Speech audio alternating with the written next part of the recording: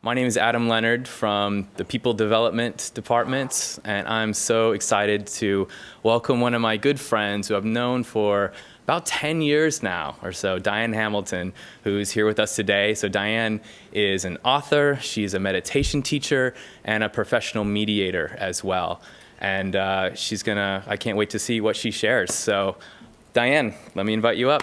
Oh, thanks, Adam.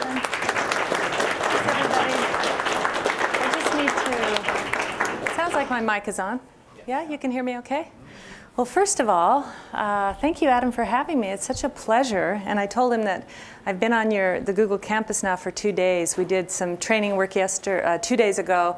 I facilitated a team meeting all day yesterday, and I've decided that Google is the mecca. People need to come to Google just to find out in what domain you need to upgrade your life. You know, you can figure out what food you should be eating, what physical practices you should have, what kinds of technology is available. It's so exciting and wondrous from one point of view. I mean, it's really kind of miraculous how many movements in culture, like different kinds of movements, have kind of found their home here and held in, you know, what used to be considered a corporate setting. I think it would be hard to call it that. I'm not quite sure what the new language is, but just the sense that you're actually really integrated and alive and enjoying being a human being.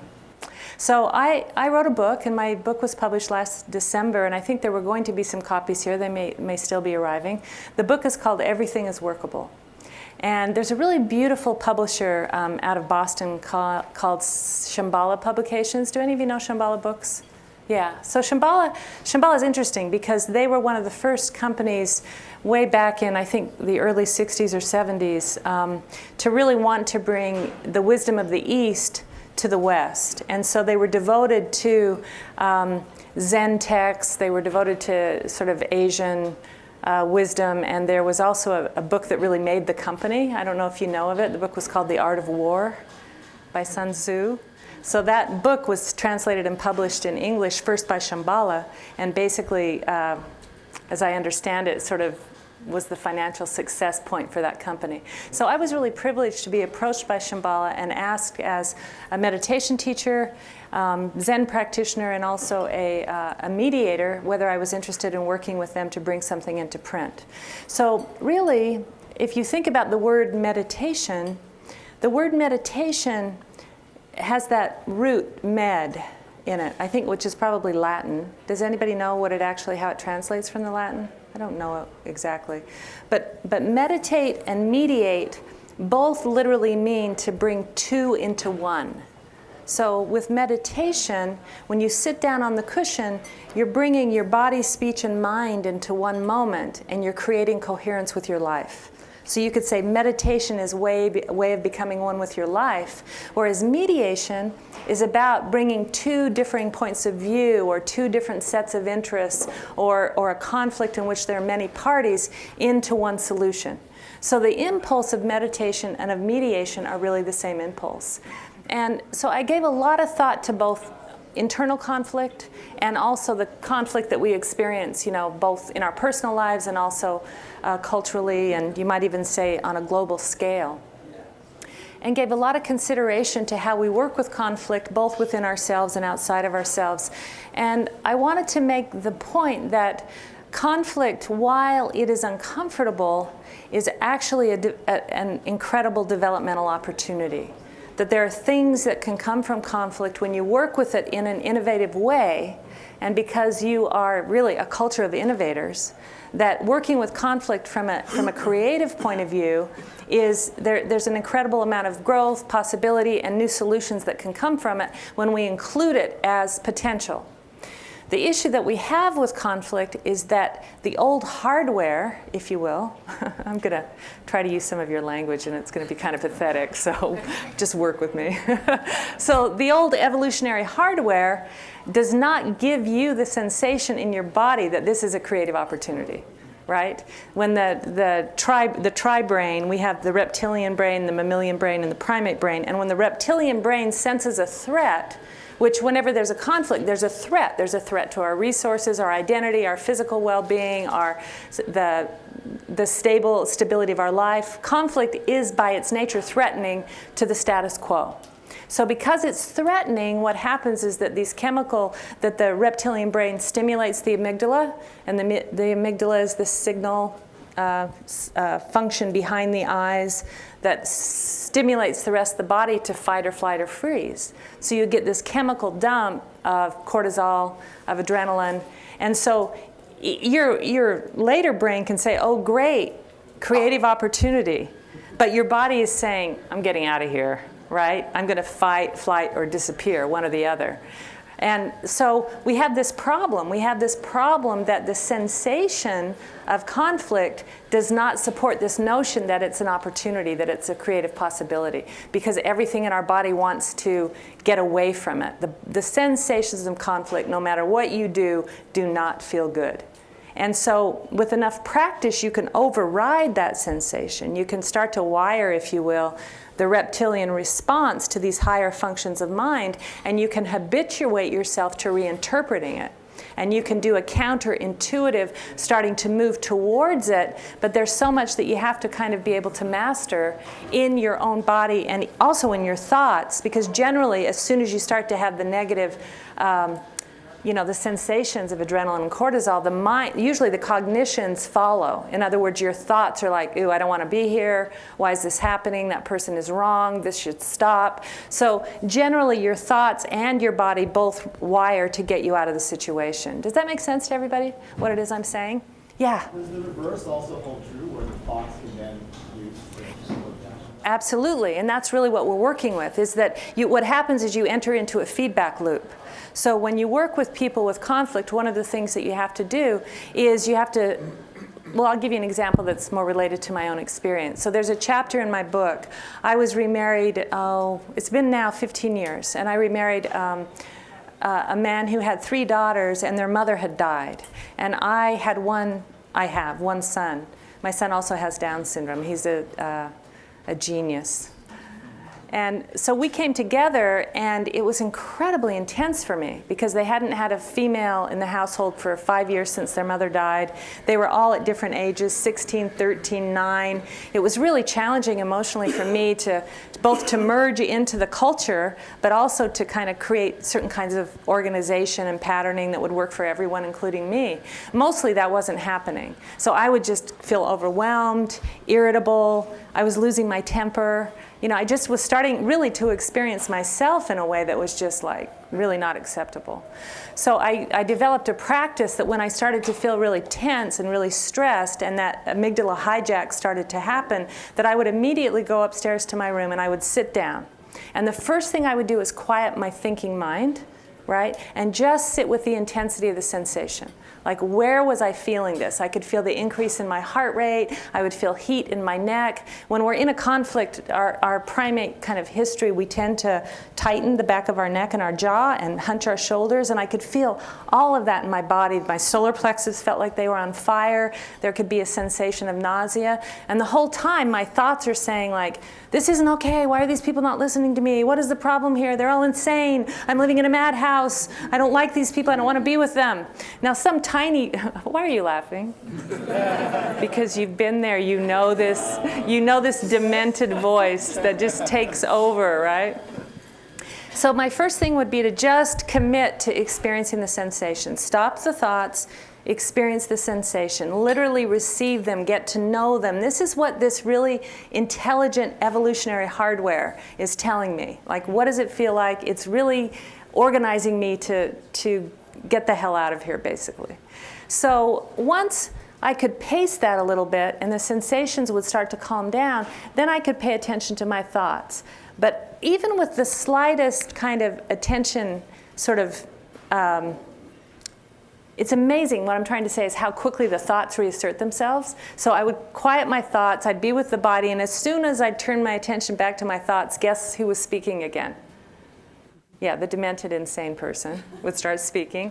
And so then I would just pay attention to that, and I would say, okay, what is the wisdom in this? What is actually right about what I'm thinking?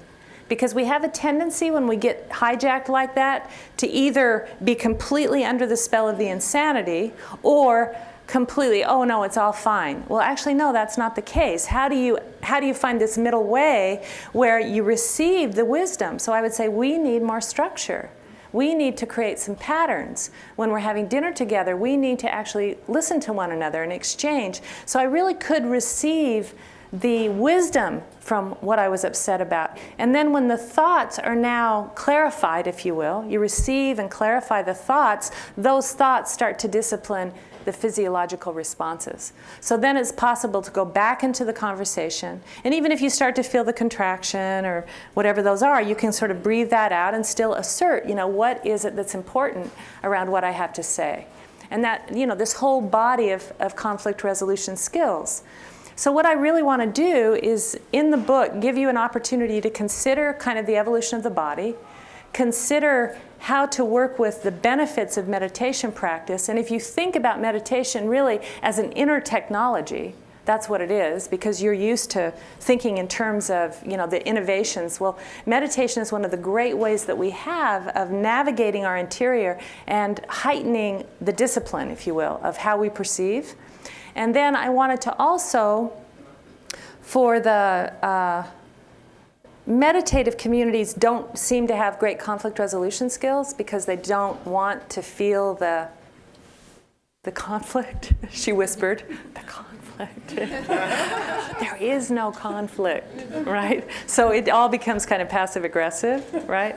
So bringing conflict out directly for the meditators and for the mediators to actually see how much meditation really supports the mediation practice. So those were the sort of two sets of technologies that I was interested in exchanging in the book. But as I got into writing it, I also came to understand that there's a third perspective that I think is really, really helpful when it comes to really giving ourselves an upgrade, if you will, or what do you call it when you go from 2.0 to 3.0? Or where are you at now? I don't know, Google. What is that called when you go from one level to another? Is that an upgrade? Release. A release? Okay. All right. Nice. I like that. So I realized that it was a very incomplete discussion if I didn't also include something about developmental theory, meaning that there's a whole body of research out there about how adult humans grow and develop. We all know that children do. We all know that there's certain developmental tasks that get accomplished at certain ages, but the same is true of adults. We also can expand and grow our perspectives. And the reason that I got thinking about developmental theory is because I was the director of dispute resolution for the state judiciary in Utah.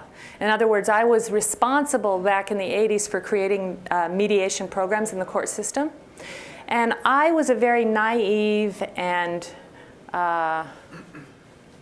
Pollyanna and maybe dumb is just a good word, in the sense that I sort of was under the impression that if I just set up a nice environment, put some tea and cookies on the table, that people could come into the room and we could work out the situation, whether it was a barking dog dispute or whether it was a conflict in a team, in an organization, or whether it was a transactional dispute over land, a big land exchange involving federal agencies. I assumed with enough goodwill and the right structures and the right conversation that we could get the problem solved. And guess what I discovered? That it wasn't really quite true.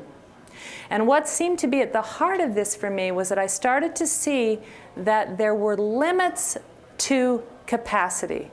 And the capacity that I started to notice was the capacity to take perspectives. And it wasn't necessarily pathology. I wasn't seeing people who were sick and wrong, or people who would have a DSM-3 diagnosis in the psychological world. What I was seeing was just a whole range of people who had different capacity to take different points of view. So I worked with people who came to me as a mediator who literally could not take their own perspective.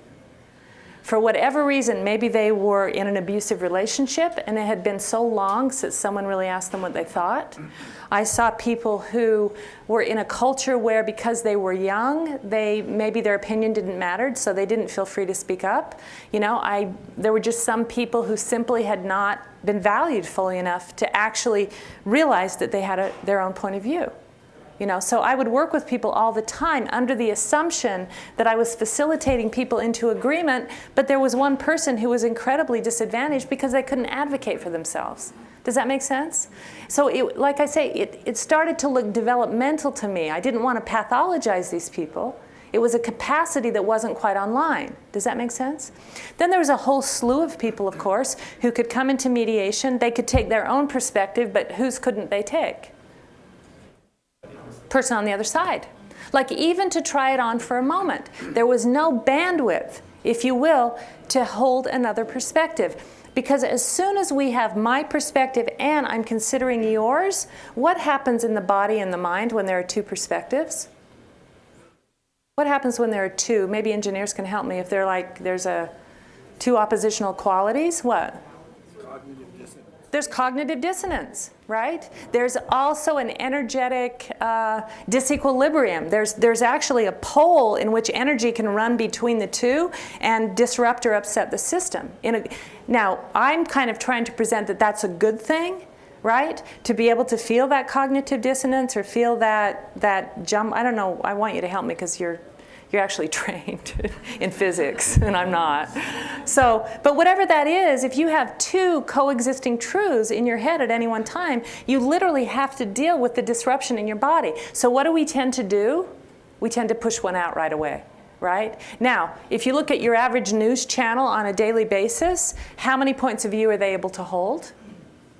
They set it up as though they're going to hold multiple ones, and certain facilitator-type newscasters will. But lots of time what you get is a collapse of perspectives, and you get one soundbite that just can be repeated again and again and again because we find security, because it's a single truth, because it doesn't create ambiguity.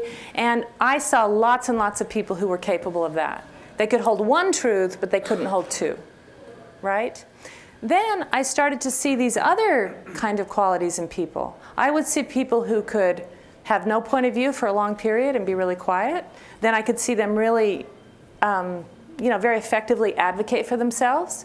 And then I could see them actually drop their position and listen to what someone else had to say, and not simply listen to it, but actually identify with it for a period of time. And then I saw people who could do even a greater trick. They could take a third-person perspective. So I, you, it. They could think about what a court would do. They could think about what a legal interpretation might bring to it. They could think about a social impact on the problem. And then suddenly there was a much smaller group of people who not only could they hold 1, 2, perhaps 3, they could hold 4, 5, 6 perspectives at once. They could take a perspective on the process. They could think about how the process had evolved from the past and where it might go in the future. They could think about what the impact of the facilitator was on the process. And I started to say, oh my gosh, this is really important. This perspective taking and the capacity to take perspectives changes the heart of negotiation at such a fundamental level. And we as mediators aren't even taking it into account. We don't even screen for the number of perspectives somebody can take. Now, I'm assuming that in your teams that you're pretty good at throwing the ball around. Is that fair? Uh-oh. I'm projecting a lot of idealism on your culture, so just say yes. Say we're really good at it.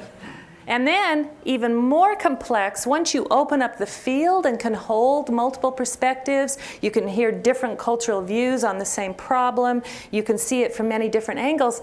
The further task is how then do you privilege a perspective? What criteria do you use to privilege? And then I'd see these people that very seamlessly could privilege perspectives. And so I started to think in terms of development. And shortly thereafter, I was introduced to an American philosopher and writer and amazing thinker who really has included a lot of developmental theory in his work, and it really changed my orientation to how I do mediation. Because I don't just assume that everybody's capacity is the same. I assume that there are differences in capacity and that I have to take that into account. One of the really strange sort of side effects of this difference is that you would find people who are more fluid with perspectives getting the short end of the stick in terms of the deal, right? Can you think about what I'm saying for a minute? Precisely because they could hold more, they gave away more.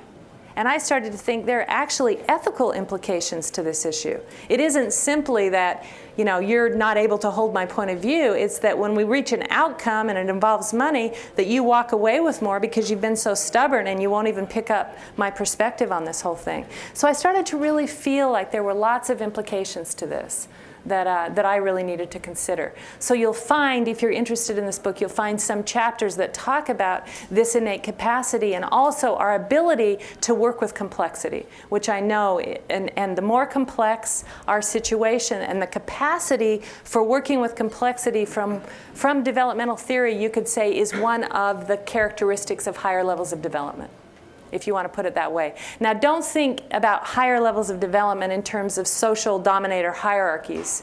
That's not the point. It's more like the way in which an atom becomes a molecule and becomes more complex, and then a molecule becomes a cell, and that becomes more complex. So holding perspectives is like that. It's holonic. It's not just simply that you're somehow better than the other person. That's not the point, okay? So are you interested in maybe just tasting a little bit about how your perspectives may have evolved? I could take you through a series of perspectives that you could try on. Okay. All right. So let's so let me just present it. And for those of you who are actually watching the live stream, if you have a piece of paper and maybe a pencil, and you might want to write this down and just explore this while you're by yourselves. But maybe you could circle up with a person who's near you, and I could just invite you to try on a perspective, exchange with each other, and then I'll say stop, and then we'll go to the next level, and you'll feel your perspectives expand, okay? And then we'll get a little bit bigger, and then we'll get even bigger. So we'll do like 4 rounds of perspectives. Is that interesting to you? Yeah. Do you like the person you're sitting next to? All right, I'm not going to try to solve that problem. I'm going to leave that to you. Adam tells me you're very capable here.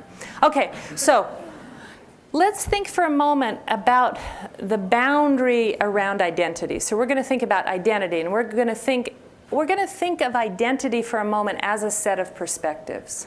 Okay, so that who I am as Diane is actually a set of perspectives. It's a set of memories. It's a relationship that I have to this form. It's a set of relationships, some of which have persisted, some of which have changed. It's a set of values, but those values have also changed. But so all those perspectives from one point of view make up who I think I am. Okay? So I'm going to ask you to explore the egocentric perspective, but I don't want you to do it from the point of view that the ego is a bad thing. You get what I'm saying? Because lots of times, either in our religious traditions or we think of the ego as somehow bad. Why do we think of the ego as bad? Can anyone help me with this? Because when it's in charge, it kind of makes people shitty. Yeah, people get kind of, there's just something quite beautiful about what he said. You know, when the ego's in charge, people are shitty. That's the long and the short. So the ego is not bad. The ego is limited.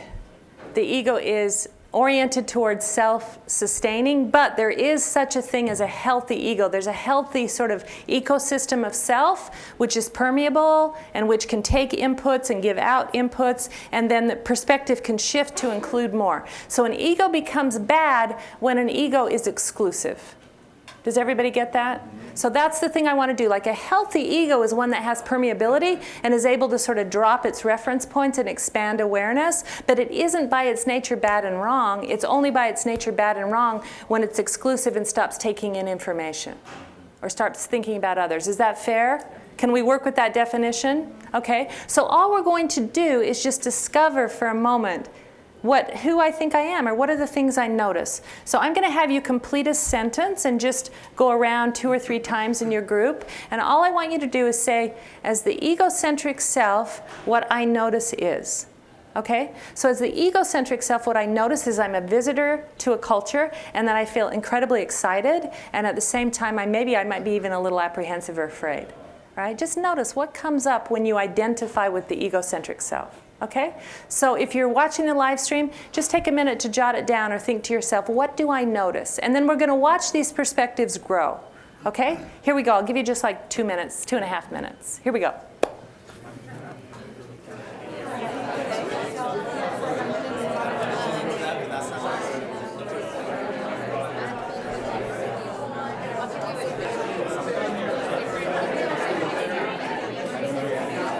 Okay. All right, so did we get a little sample of what the perspectives are like for the ego? Okay, what are some of the things that you noticed as the egocentric self? First of all, what are you most concerned with? Hello? Yeah. The self. Things in my day. What's on my calendar? Good, good. What else? How do I fit into this environment?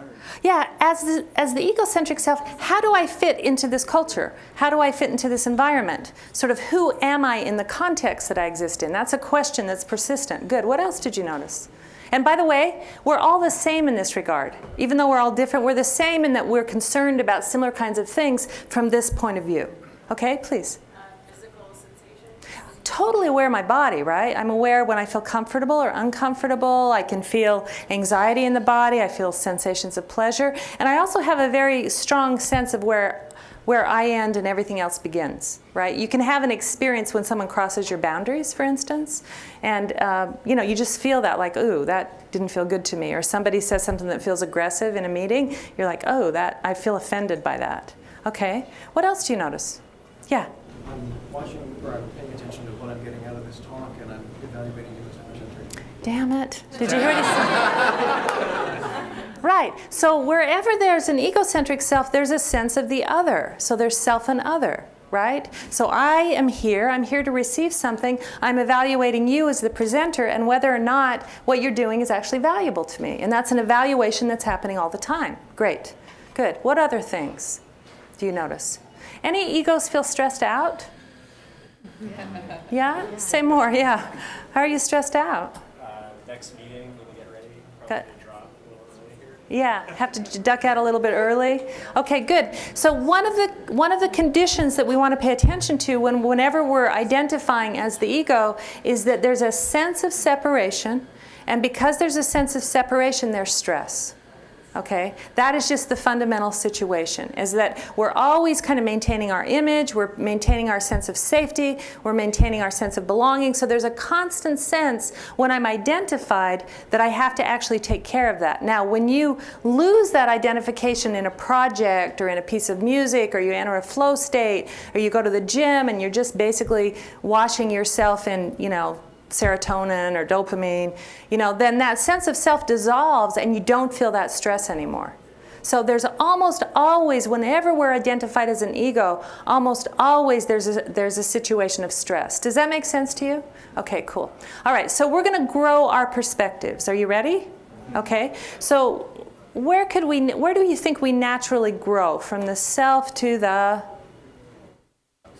our group, right? To our group. So what we're going to do in this round is I'm going to ask you to identify as the ethnocentric self, okay? Now this can be really tricky because if the ego feels stressed, the ethnocentric self feels safe in my group, but your group can sometimes feel threatening to me.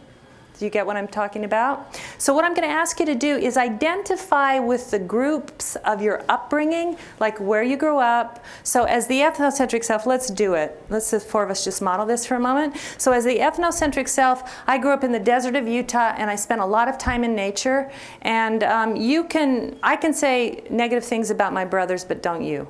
All right, do you see that boundary around sort of the people that I grew up with? Okay, so go ahead, Adam. So I grew up in Madison, Wisconsin, Okay. and so identified more with the Midwest in that sense. Okay, good. So what were some values in the Midwest as your ethnocentric self? What did all your people agree to? Agreements. There was kind of an easygoingness, a niceness. We like to be nice. Yeah. If I'm from the Midwest, we're nice. Okay, people? You're mean, we're not. Okay, good.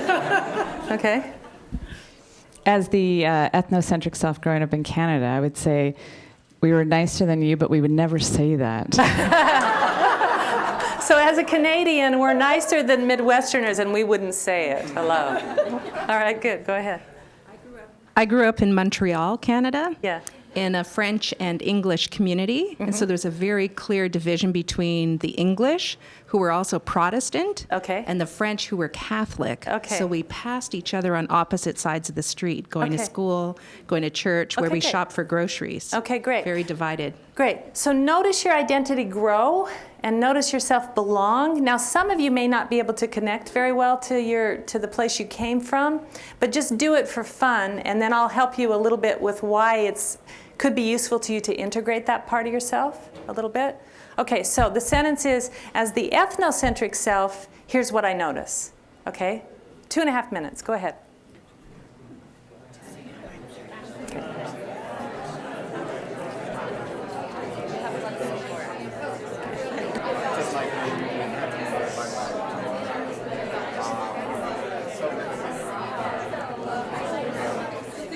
Were you able to kind of expand your identity to include your group? Yeah? Good. And what did you notice about expanding your identity? What things came into your mind, let's say, that weren't there when you were just identified as the ego? What did you notice about? Yeah, I had values, absolutely. And the values were the ones of the people, my tribe, the people I belonged with. Very good. What else did you notice?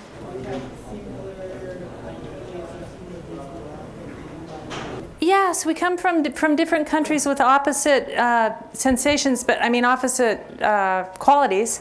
But there were things that we actually agreed about. So in a way, what you're already doing is anticipating like the world-centric step, because my guess is there are people from all of your hometowns who don't move to a world-centric level very easily. Does that make sense? Like they're very deeply embedded in the ethos of, you know, what you grew up in, and the other is still an other to them, right? Does that make sense? So whereas the ego, there's self and other, at the ethnocentric level of development, what is there? Very strongly, us and them.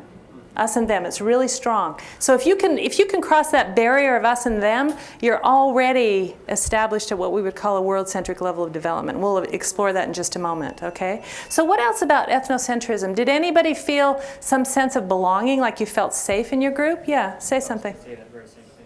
Yeah. That us and them. Totally. In fact, here's something for you to try on. I don't know if this makes sense to you. So guess what often drives development? Guess why we actually grow in our identity, or why we take on more perspectives? We call it the shadow. Because I start to see that this little point of view is, what were some of the dark sides that you were talking about?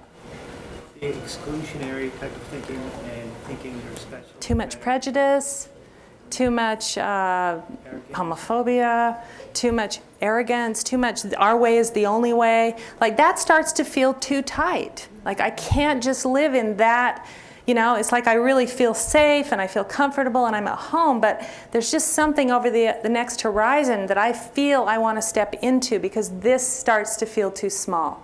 In the same way the ego is too small, then all of a sudden so is my ethnocentric identity. It's just too small. Does that make sense? Or maybe I traveled and I had another point of view. Or maybe I immigrated, or maybe somebody immigrated who's living next to me, and now all of a sudden, you know, that little secure sense I have about how the world is, suddenly I start to feel like, oh, there's difference.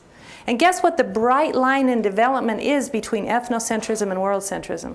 Guess what it is? There are a few, but there's one really significant one. Difference. At world-centric, difference is embraced. At ethnocentric, difference is threatening. Does everybody see that? So you can almost just, you know, it would be inaccurate to do, but you can almost kind of feel a culture in terms of how many perspectives it can take on what its relationship to diversity is. Does that make sense? Okay, yeah. What did you mean by the term shadow in terms of the ethnocentric? So in order to maintain an identity, there are things that I have to keep out of it, okay? Does that make sense? So Jung referred to the shadow as anything that I cannot bring into my identity as me, right? So I used to do lots of conversations on race and race relations and you know, just issues related to ethnic identity. And when the identity is strong, necessarily there are things that are left outside of it. Right? So as Diane, you know, I'm doing a mediation, a woman gets upset, she tells me that she's upset with me because I'm flirting with her husband. And what is my first response? I'm not a flirt. I would never do that, right? Not me. It's the not me. So what happens is the not me starts to encroach. The not me and you start saying, well, wait a minute, is that really not me? Maybe there's more of me than I thought there was. Right? Maybe I am a flirt. You're right. It's true. I want to marry your soon-to-be ex-husband. No, that's not it. I said, you're the fool that married him, and now I have to mediate your divorce. Leave me alone. Okay? But it's just basically anything that comes in that we can't hold as I. It's not me. You know, it's a very famous thing that we say that when human beings go to war with each other, that one of the first things we do is dehumanize the enemy, right? Because the enemy has to become not me. If it's not me, then I can abuse you, I can kill you, I can destroy you. But as soon as you're like me, I no longer can do that, right? So that boundary around what's me and what's not me at ethnocentric is strong, right? And it can be kind of confusing to suddenly start to want to move or naturally move to a world-centric level of development, because you don't want to necessarily push away your culture, but you don't quite, it's awkward. Have any of you ever felt that? Like there's an awkwardness in terms of that transition? And I'll tell you a little bit more about that in just a moment and how to work with that. So the shadow is really the pressing in of things that we don't want to be me. So another example would be, you know, it might be that traditionally, you know, being gay is not me, right? And then all of a sudden, my brother's gay, right? And all of a sudden, my son is. And all of a sudden, all the not me is now me, right? But the culture I'm in is still saying it's not me. That's an interesting way just to think about it, okay? All right, so do you want to grow now in your perspective? Just get a little bit bigger? So this round, you're going to identify as the world-centric self, okay? And you're going to feel, well, what does it mean to be world-centric? In fact, we were in the, down in the juice bar in the wellness center, and I got a nice cup of juice, and guess what the name of the label on the plastic cup was? World-centric. That's what it said. Okay? So you're going to identify as the world-centric self and see what comes into awareness. Just identify and let your awareness do the work. Okay? What does it mean to be world-centric? Okay? 2.5 minutes. Let's explore it.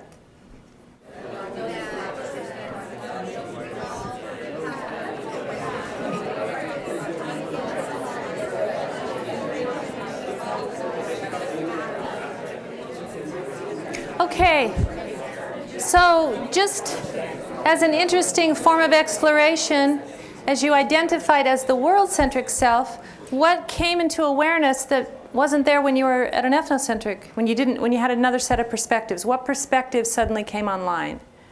How about you guys in the back? As a world, yeah. That scale, often enough. Right.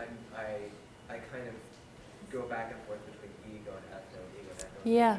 Communal, but not world. Right. Yeah, and yet, I think it's fair to say Google's a world-centric company in terms of its reach. Is that fair? Yeah. Yeah, I think so, yeah. Well, in my case, I felt... Very good. So actually, my capacity to identify with all of humanity and to really enjoy the differences and to appreciate the differences is fully online. One of the dilemmas of being world-centric is that when you try to speak world-centric language to people who are genuinely embedded at ethnocentric, it's a developmental thing. It's not a moral thing. It's like telling a toddler they should be able to run better than they are. Now, you have to kind of try that on a little. Again, think about atoms. Think about complexity more than about kind of dominator hierarchies. But it is true that what can happen is you're filled with this expansive sense of, you know, look at, like I identify with the ecosystems and lots of species and what's happening around the planet, and I want you to do the same. And when you don't, I overbear on you in that kind of way, where then I become sort of bigoted in a world-centric way. It's like I'm bigoted, but with my own set of values. Is that resonating with people? That's one of the tricky parts of it. Now, it is possible when you start to look at these, how does somebody work with perspectives, how many perspectives are available in this conversation, you can sort of start to go like, how many perspectives can we get on the table, and we'll maybe go to the limit of what's possible, and then kind of adapt to working with that instead of, you know, pressuring people to take on perspectives they literally can't. They literally don't come up, so to speak. And, you know, one of the questions that, you know, psychologists are working with is, why is it that people move to a world-centric level and why don't they? And why is it that 70% of the world's population seems to be at more of an ethnocentric level of development? In other words, a whole other set of perspectives are not really online. And how can we include that without devaluing it? Like, do we have to jettison the whole developmental lens in order to treat everyone equally? So there's this real kind of complex developmental challenge that's in this body of work. And when I go back to revisiting the naive mediator, she just wants everyone to be the same and be equal. But she has to be honest with herself that the capacity for taking perspectives is not the same. And that she's kind of up in the night if she doesn't know that. Does that answer your question? If you'll bear with me for a moment, I'm going to make an assumption that the sort of overriding number of people at Google are sort of ethnocentric in their sensibilities. Is that fair? In other words, you can take an egocentric point of view, an ethnocentric point of view, a world-centric point of view, and then you can identify as a Googler. And is that an ethnocentric identity? Yeah. Well, that's what's interesting, right? Because it has the qualities of like, well, this is my company and I'm not that company, or this is the lifestyle I prefer. And then it has all the traits of more of kind of ethnocentrism. It doesn't have the expansiveness that a genuine world-centric perspective has. So in a way, what I would invite you to do is just work with this as a very loose framework to help you make some distinctions, but at no point regard this as truth. Because that starts to limit actually the nuance and just the open question that we have about how our perspectives at play. Okay? So would you like to go one more level? So I'm going to lead you through this. I'm not going to have you talk to each other, but I'm going to actually lead it, and I'm going to touch into a quality of mind and identity that maybe I'm going to put a label on it, and then we'll work with it. So what I'd like you to do is I'd like you to identify as the cosmic centric self. Okay, we're going to actually transcend world-centric, and you're going to become cosmic-centric. Okay? Now keep in mind, cosmic-centric includes world, it includes healthy ethnocentrism, healthy, and healthy egocentric. Okay? So who am I speaking to? Who are you? I'm the cosmic-centric self. So just identify as the cosmic-centric self. And can I ask you a question? As the cosmic-centric self, how big are you? Where is that boundary of identity? You're limitless. Okay, good. So you said limitless. Anyone else? Endless is a good word. Vast is a good word. Right? Just whoa. But keep in mind, that can feel to the ego, that feels very overwhelming. Because the ego wants its boundaries. Okay? All right. So as the cosmic centric self, when were you born? 13. You guys keep changing the number. 13.5, 13.7, 13.8. Could you even say, and this is for you, could you even say, if we just looked at space and we said, I'm limitless, space actually, I can't quite identify the boundaries of space. Can I also, as the cosmic centric self, feel beyond time? Yeah, can you feel that? Yeah, good. Yeah. Okay, he says, as a cosmic-centric self, because I let down my boundaries, I feel connected with everything, and I notice there's a sense of happiness. Nothing really feels threatening to me. It's because identity itself has dissolved. And when identity itself dissolves, I'm completely open and I'm relaxed in a way that's really fundamental. I feel really at home. Okay, what is the practice that we use to cultivate this quality of awareness? Meditation. Right? So we don't give it that label because that label creates something. We actually just continually drop identification. Okay? So as the cosmic centric self, what are your preferences? What do you prefer? I prefer whatever's happening. That's awesome. Thich Nhat Hanh would be very proud of this group if you were here right now. Right? Yeah. Yeah, please. So because time changes, I no longer am referencing past and future. I'm completely in the here and now, right? And my awareness is wide open. There's no sense of limit. I'm not organizing awareness around me or around you and not you, right? But my awareness is just wide open, and I'm very present in the here and now. Excellent. Yeah, he's saying I have a preference for expansiveness over contraction.